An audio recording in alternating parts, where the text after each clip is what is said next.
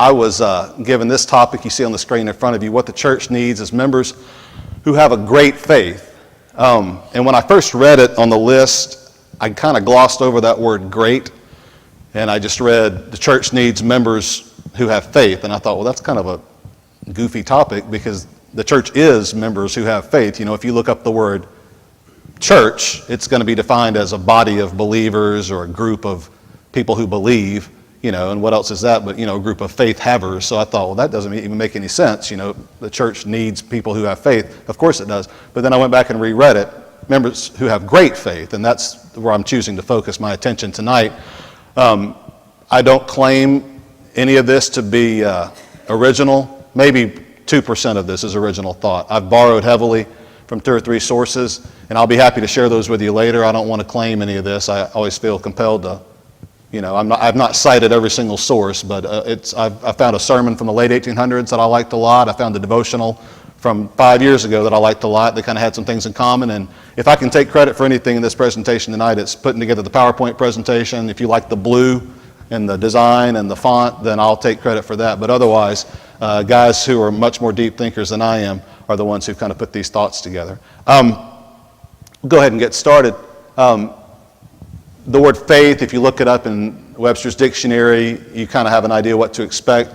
Words like belief and trust in and loyalty to God, belief in the traditional doctrines of a religion, or a firm belief in something for which there is no proof, complete trust, something that is believed especially with strong conviction, especially a system of religious beliefs. Those are the ones that kind of worked. Am I doing that or are you doing that? Okay, let me get back there. If I'm going to read through that, I see a lot of words that pop out: belief, trust, a firm belief, a conviction. So there's this idea that, you know, that's how most of us, I think, would define faith. Something that you believe in, something that you trust to be true, something that you're convicted about. If you guys were asked to give us a Bible verse on the definition of faith, I think most of us would probably think of one verse before any others. And what would that be? Hebrews 11:1. I put it up here a couple of times. I put the King James Version first and the English Standard Version second because I want to talk just a little bit about the difference in a couple of the words there. The King James Version is the one that comes into my mind. Now, faith is the substance of things hoped for, the evidence of things not seen. And then the ESV says, now faith is the assurance of things hoped for, the conviction of things not seen. So it's almost the same. There's 2 words that are different. Substance versus assurance, evidence versus conviction. I'm not a Greek scholar. I know that's not surprising to you guys, but the word faith in Greek, as I understand it, is pistis.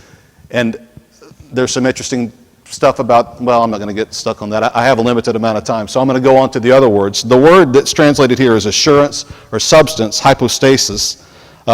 Looking through things like Strong's and Vine's and Thayer's and all those concordances and lexicons, you come up with this idea that word that's translated as assurance or substance is, there's an idea that it's something that underlies the apparent, like a foundation, a reality, an essence, a basis. Vine says it's the real nature of something in contrast to the outward manifestation.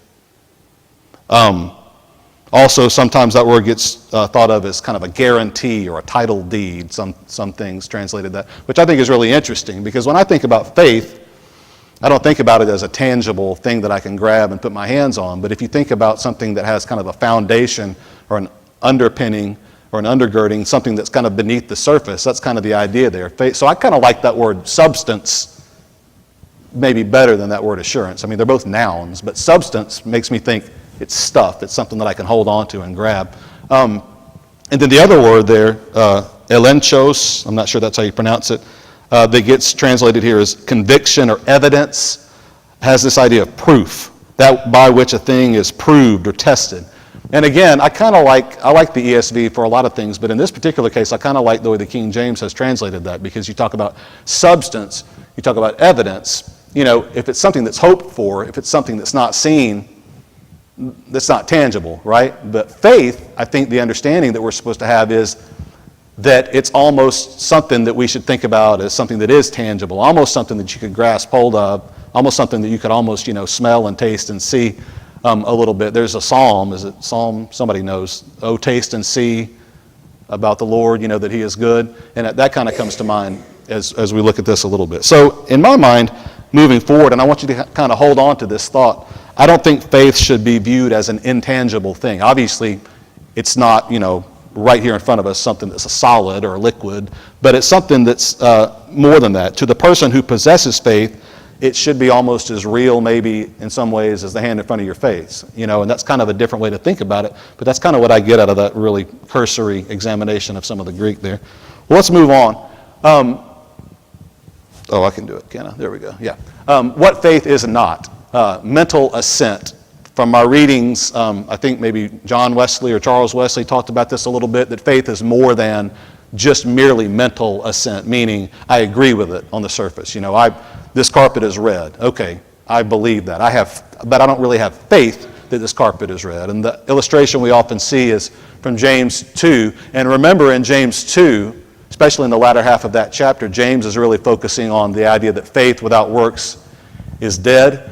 We're not going to have time to get into that tonight. That's a whole other can of worms to get into. But if you compare, the way Paul talked about being justified by faith in Romans and a little bit in Galatians versus what James says about faith without works being dead, that's an interesting study unto itself. I'm not going to really take the time to get into that. But in that context, James brings out this idea that we've all heard before. He says, you believe that God is one.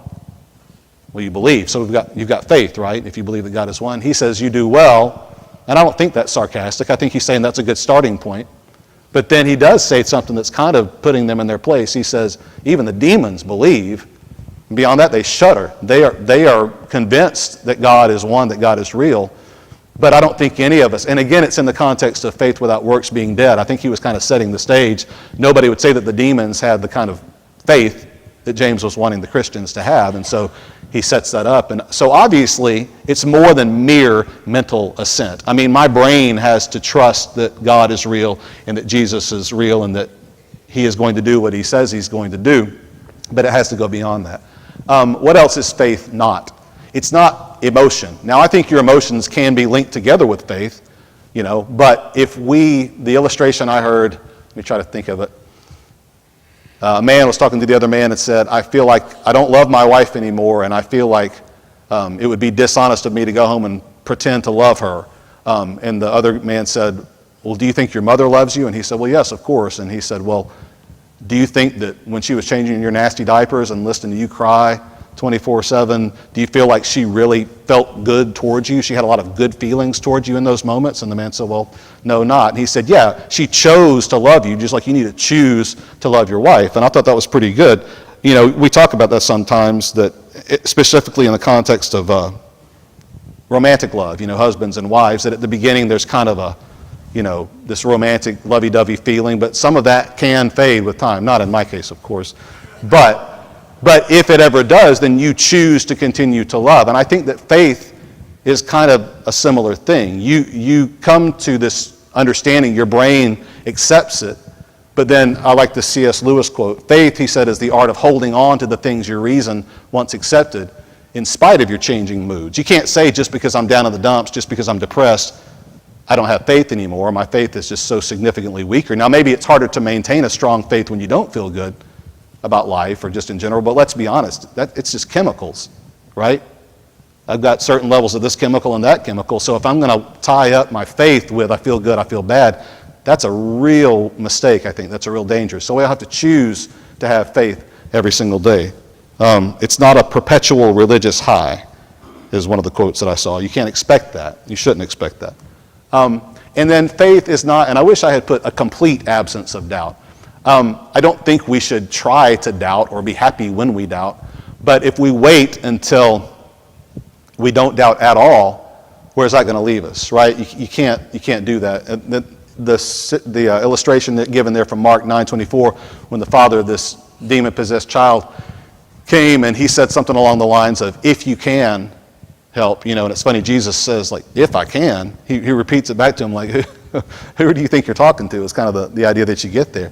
But he says, if you believe, anything is possible. And immediately the father of the child cried out and said, I believe, help my unbelief. And you've probably read through that before, maybe even had it pointed out before, thought those seem, counter to each other. I believe, help my unbelief. Well, if you believe, why do I have to help your unbelief? But that's the idea. It's not that you've completely vanquished every single doubt from your mind. And I think sometimes we want to prove that God is real, that God created the universe empirically. We want to be able to go into a laboratory and through some scientific experiment extinguish all doubt. The illustration I saw, and I forgot to bring with me tonight, I was going to have some coins in my pocket and rattle them around a little bit, and then I was going to pull one of them out in my hand and hold it up and offer it to one of you guys and say, hey, I've got a quarter in my hand, do you want it? And I was going to get them to play along and say, yes, and I would say, okay, you believe that I have a quarter in my hand? You haven't seen it? And they'd say, yes. Okay, if you believe it, then you can come and get it. The point being, once I turn my hand over and reveal that there's a quarter in my hand, is it faith anymore? It's knowledge at that point, right? You almost can't have both simultaneously. Now, the knowledge doesn't destroy the faith. It kind of transforms the faith into something else. But until that point, it's faith. So faith is not emotion. It's not the absence of doubt, and it's not mere mental assent. Moving on. Degrees of faith. I like this illustration a lot. The quote is Charles Spurgeon. He was I believe a Baptist minister from the late 1800s. But he talks about the difference between, no faith at all, a little faith, and a great faith. And he says, I'll just read it. Between the very lowest degree of faith and a state of unbelief, there is a great gulf. An immeasurable abyss yawns between the man who has even the smallest faith in Christ and the man who has none. One is a living man, though feeble, and the other is, quote, dead in trespasses and sins, end quote. I think that's from Ephesians. The one is a justified man. The other is, quote, condemned already because he has not believed in the name of the only begotten Son of God, end quote. The weakest believer, watch this, the weakest believer is on the road to heaven. The other, having no faith, is going the downward road, and he will find his portion at last among the unbelievers, a terrible portion indeed. Although we speak like this of believers as all of one company, yet there is a great distance between weak faith and strong faith. And here's the part that I really like. Thank God that distance is upon us, the one safe road, the King's Highway. No gulf divides little faith from great faith.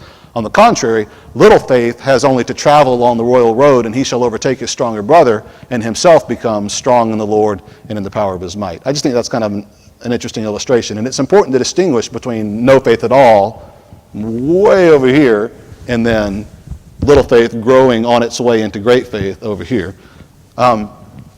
So what I'd like to do for the rest of our time, real quickly look at some examples of little faith versus great faith, because if the church's members need to have great faith, we should probably look at what we don't want to have, that's the little faith, or at least where we don't want to stay. We want to start there maybe and then grow from it, and then also look at examples of great faith. So real quickly, we'll look at these examples if you want to follow along. The first one is from Matthew chapter 6, verses 25 through 34. And I'm not going to read the entirety of it because I'm watching the clock back there.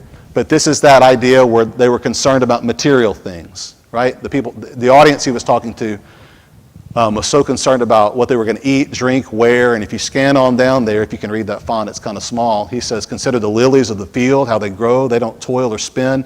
Yet I tell you, even Solomon in all his glory was not arrayed like one of these. But if God so clothes the grass of the field, which today is alive and tomorrow is thrown into the oven, will he not much more clothe you, O you of little faith?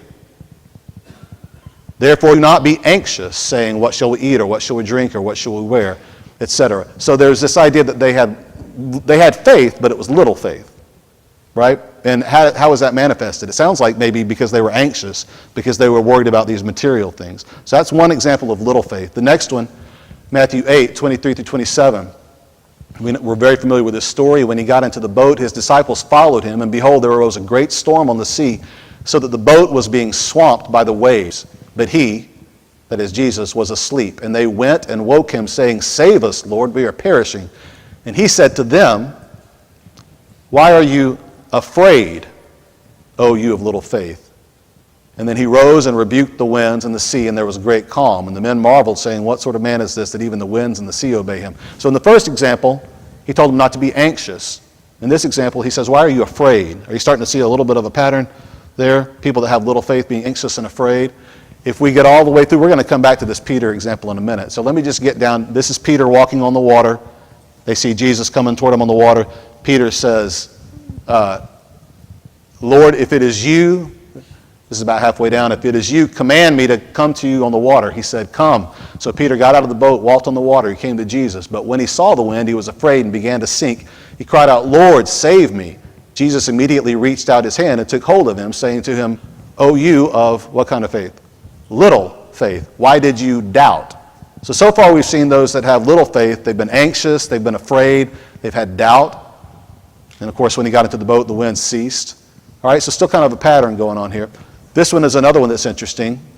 When the disciples reached the other side, this is Matthew 16, 5 through 12.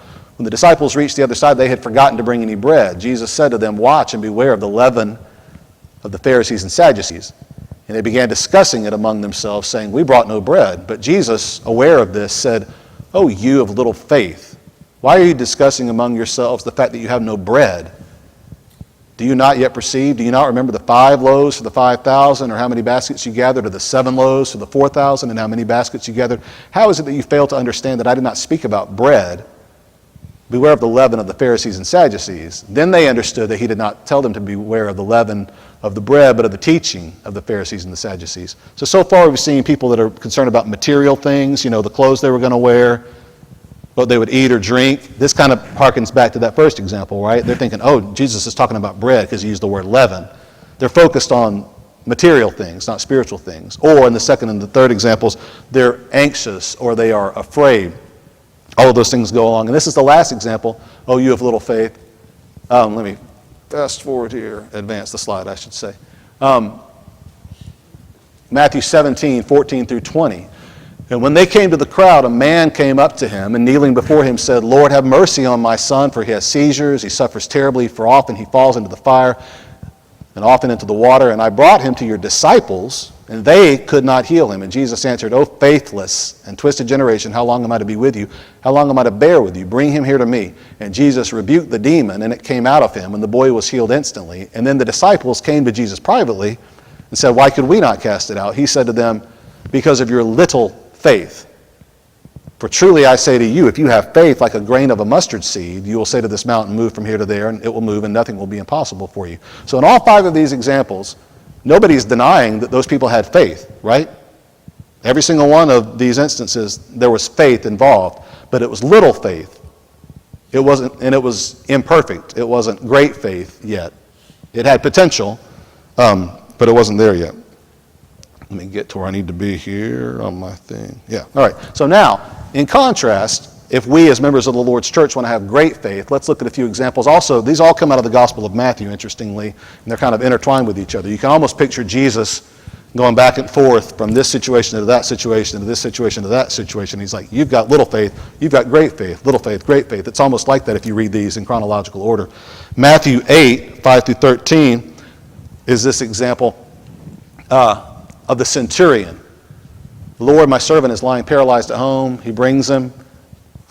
Jesus says, I will come and heal him. The centurion replied, Lord, I am not worthy to have you come under my roof, but only say the word, and my servant will be healed. For I too am a man under authority with soldiers under me, and I say to one, go, and he goes, and to another, come, and he comes, and to my servant, do this, and he does it.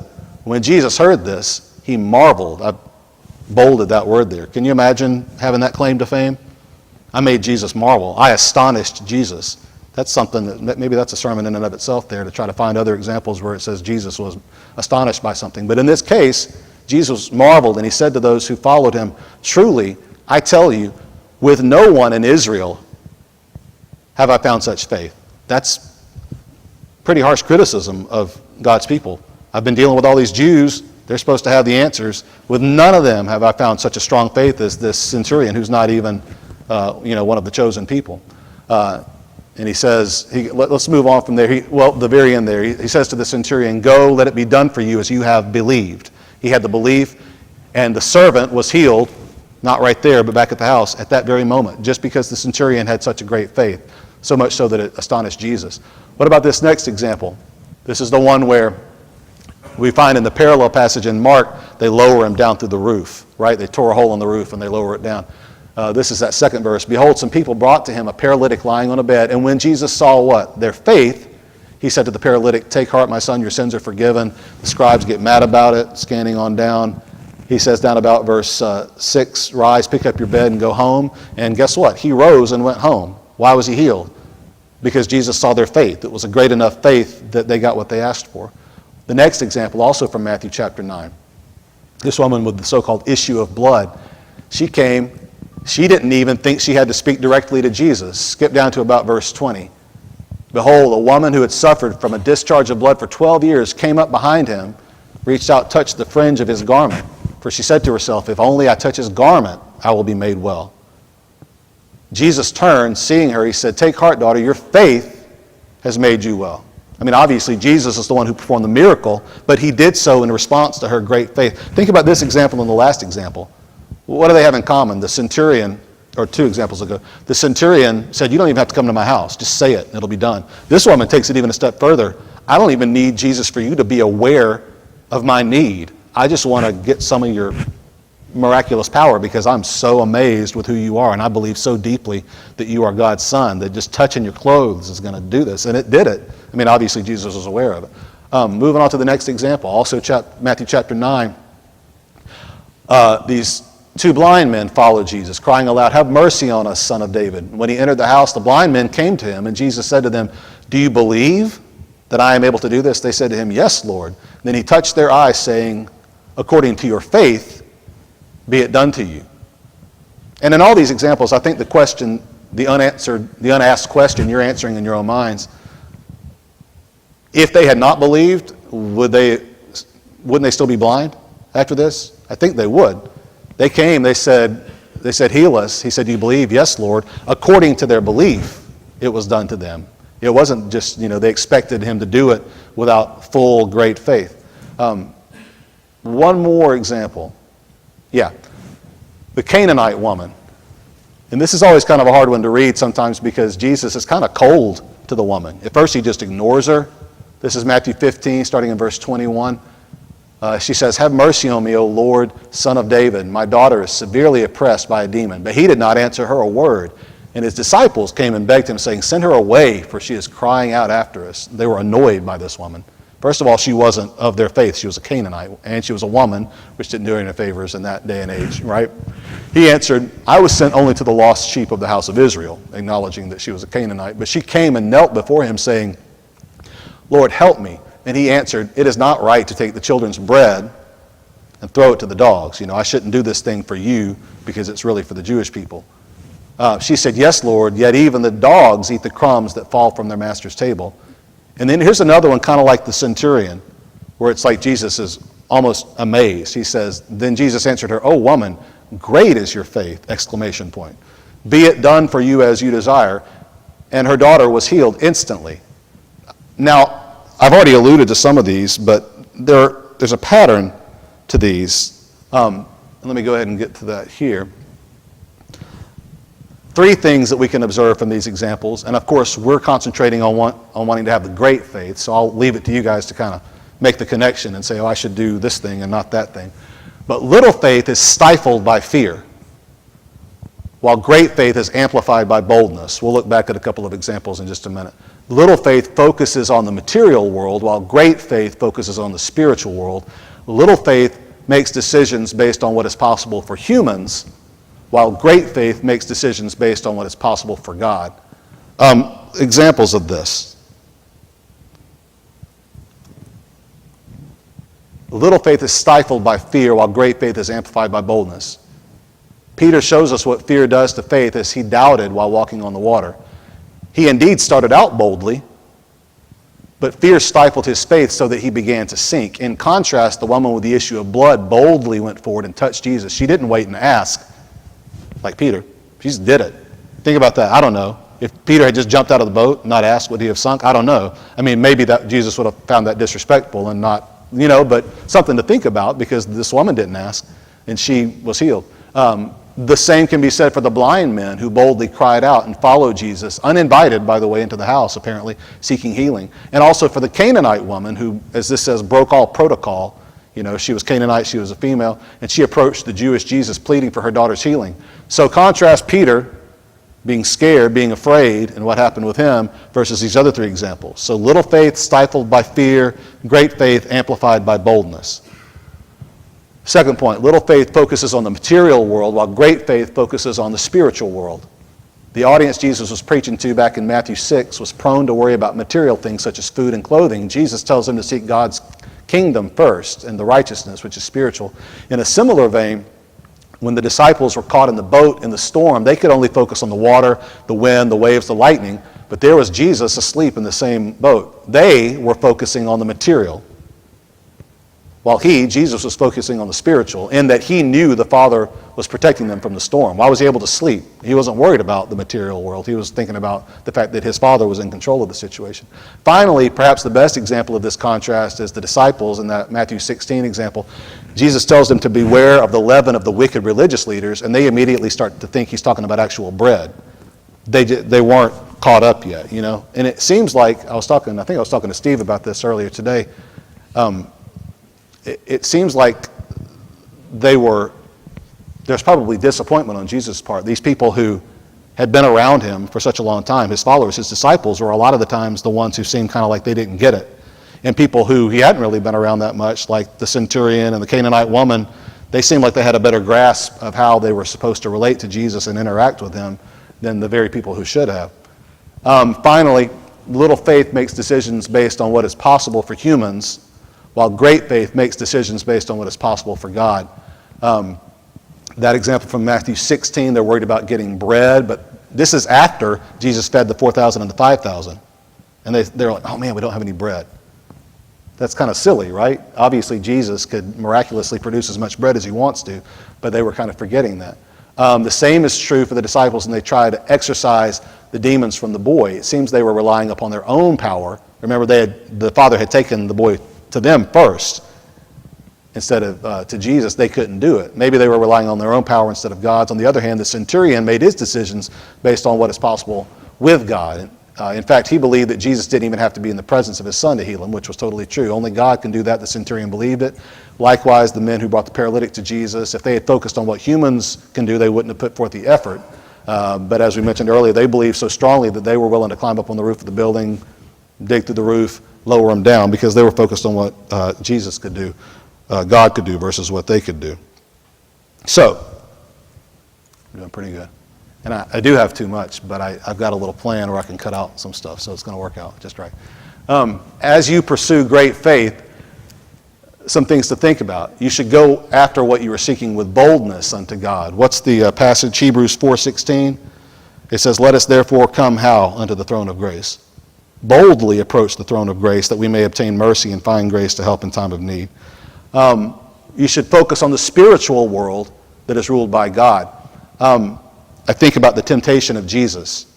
The things that Satan was offering to Jesus were all things of this world. They were temporal in nature. He was saying, you know, I can give you bread, or you can throw yourself off this building and you're not going to be hurt. He was offering him the physical world, but Jesus knew that it wasn't about that was temporary, and he was looking beyond that, and that's why he was able to so effectively resist Satan's temptations. You should make your decisions based on what is possible for God. I can't help but think about David and Goliath. That's the first one that pops into my head. If I'm really focused on what I can do, then my faith is not going to be very great. But David, when he was confronted with this giant, well, if he had been thinking about his own ability, of course Goliath looked huge compared to David. He would have been scared just like his brothers and the rest of the army. But he approached it by saying, well, compared to God, Goliath is nothing. He's insignificant. He had figured out this last point, that he should make his decisions based on what's possible for God. I'm going to skip through some stuff here. Yeah. I'll just read these. Do with them what you will. I had examples to go along with them. Little faith is gently censured. This is from that sermon from the 1800s, which is why I use that word censured, but condemned, disapproved of. So Jesus does sometimes kind of gently criticize the people with little faith, as we've seen in these examples. Why? Well, because it's frequently found where we expected greater things. Jesus looked at Peter. He thought, I've chosen you. You're kind of the leader of this group. I expect more out of you. It's far too eager for signs. Peter said, Jesus, if it's you, then let me come and walk on this water. He kind of wanted proof. It's like he still didn't quite believe. It's apt to have too high an opinion of its own power. We saw that in a few examples. It's much too affected by its surroundings. Again, think about Peter's situation. Most of these apply specifically, actually, to Peter trying to walk on the water. affected by its surroundings. Why? When did he fail? When did he fall? He looked at the waves and the winds and he lost it, right? It's forgetful of its constant danger. In an instant, it exaggerates its peril. I like this one because what I was reading said, why didn't he ever try to swim? You would assume that Peter, being a fisherman, maybe could at least do doggy paddle, tread water. But it was all or nothing. It was, oh, look at me, I'm walking on the water. Everything's perfect. Oh, the next second, save me. He didn't rely on himself at all. It kind of exaggerates its peril sometimes. It speaks unreasonably. Either the example here is that faith is spiritual common sense. Unbelief is unreasonable. And it often gets soaked. Again, that was the idea. And I do like this. I want to point this out. Jesus didn't allow the waters to destroy Peter, but he did permit them to make him very uncomfortable. And you think about that in your own life. If you have a little faith but not enough faith, maybe you're going to get soaked. Maybe you're going to be made to feel uncomfortable. It's not going to destroy you.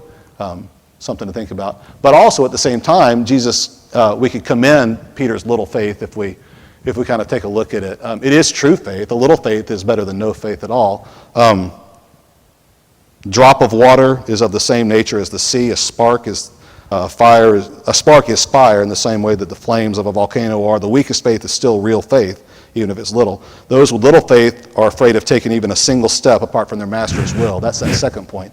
It obeys the precept and will not go a step without it. Again, Peter said, Lord, with your permission, I'm going to step out of this boat and come to you. So even people with little faith, they're to be commended because they're still wanting to do what God wants them to do. They're not striking out on their own and not respecting God's authority.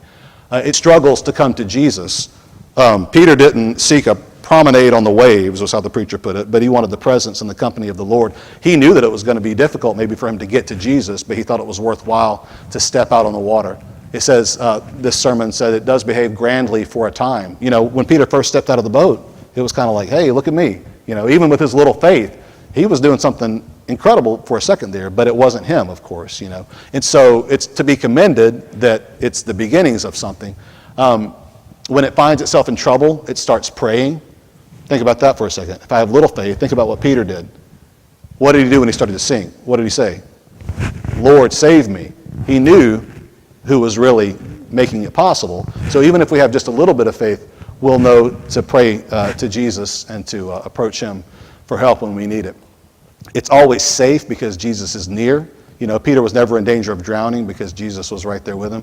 Jesus himself acknowledges that it is faith. He said in kind of a disappointed way, oh, you have little faith, but it was still faith. And finally, it recovers itself and does its old wonders over again. At the end there, when Jesus reached out and held his hand, he got back up. He wasn't down for the count, as they say. He was able to go on. Let me move on here. Great faith, finally, is commended much more. It is sometimes found where we least expected it. And again, think about the Canaanite woman specifically. Why would anybody have assumed that the Canaanite woman was going to have a great faith? If you just on the surface compare Peter and the Canaanite woman, who would you think should have the greater faith? Obviously Peter. He in fact didn't. She did. So it's commended because it's where you least expect it sometimes. It perseveres in seeking the Lord. Think about what she had to do. She knew going into it that it was kind of a long shot. Jesus completely ignored her in the first place. And then he shut her down a couple of times, and she just kept saying, what did she have to lose? I think was kind of her mentality. She just kept asking, she kept seeking. She didn't take no for an answer. It sees light in the thickest darkness. Peter was probably not as tired as this woman was. The wind frightened him. She could have been frightened by Jesus' harsh words, but she wasn't. She was willing to be a dog and get her crumb. She wasn't so insulted by that it was going to make her stop seeking what she needed. She had this great faith. It prays and prevails. And this is an interesting thought, a way to think about prayer as it relates to great faith. I like this sentence. Even though you do not have the thing you're praying for as a matter of actual enjoyment, yet your faith has grasped it, experienced it, and believed in it, and so has taken immediate possession. In other words, the idea is that true great faith, when you pray, you can almost envision already having it. Now, God may ultimately choose not to grant it to you. He may choose to say no to your request because it's not the best thing for you. But I think when we pray, if we kind of have that mentality, like, I can almost taste this food, or I can almost smell whatever. If you really, really, truly think about it in that way, maybe God is likely to be more impressed by the intensity and the level of your faith than if you just kind of throw it out there like, if you have time, God, but I don't really expect to get this. And that's hard, isn't it? Because we all prayed for things and not immediately received it, or maybe even ever received it. And it's easy at that point to kind of turn off that part of your brain and think, well, God's just going to do what he wants to do. He doesn't really listen to me. And that's not the way to approach it. You know that. I know that you know that. Finally, Jesus was delighted with this great faith. What did he say to her? "Oh, woman, great is your faith." I think he was really kind of proud of her. And again, in contrast, probably that much more disappointed with his disciples, in the moment, because he was still having to deal with their little faith and their unbelief.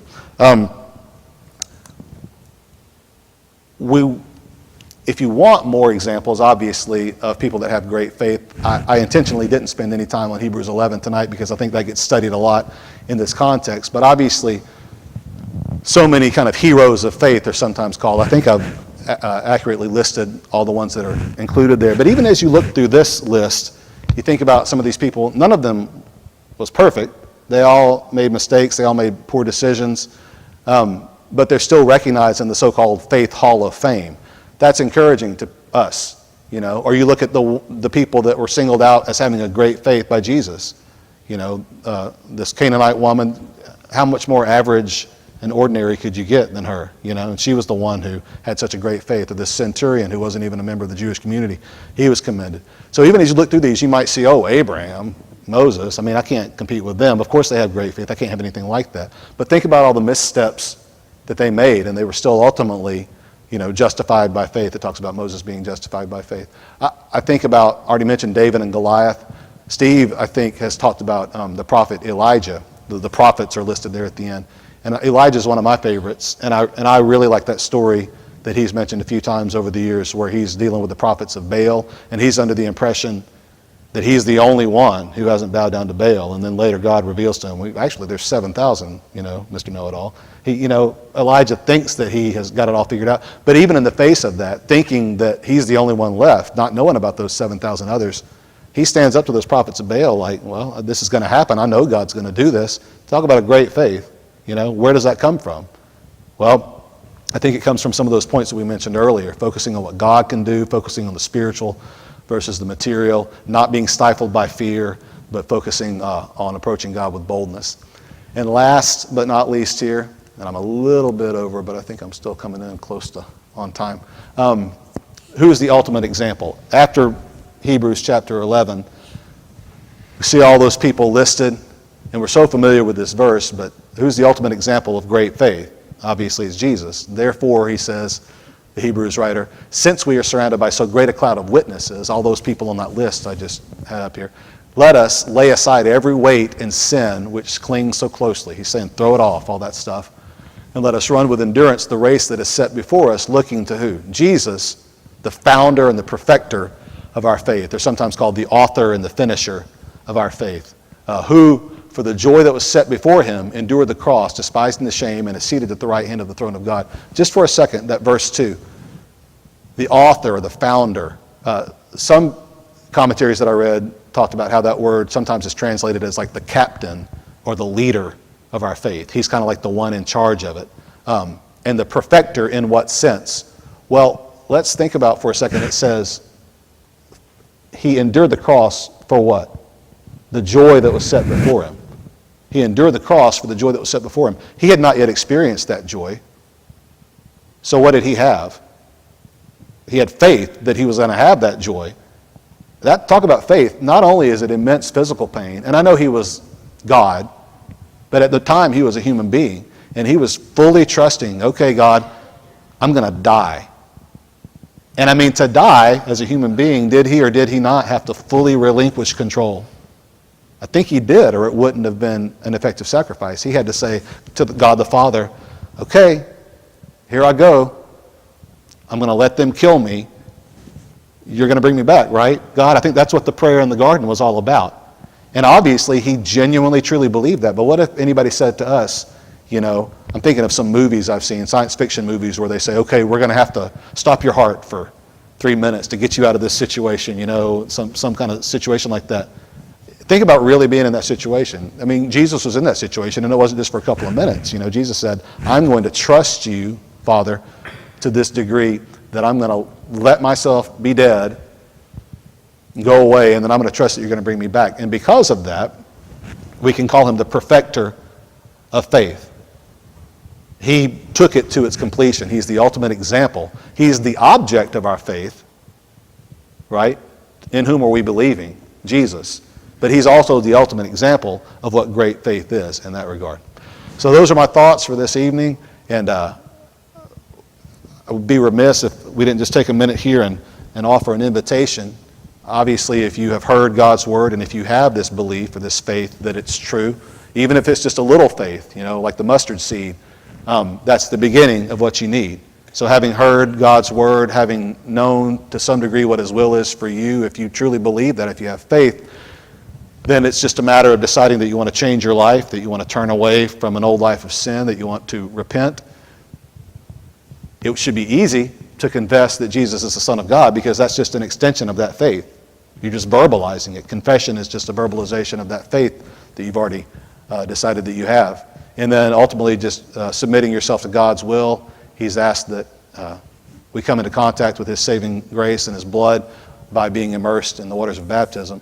And so if anybody here tonight has the desire to follow that plan and to be baptized, we would love to assist you with that now. Or if you have any kind of an issue with which you would like for us to approach God and pray for you, now would be a good time for you to come forward while together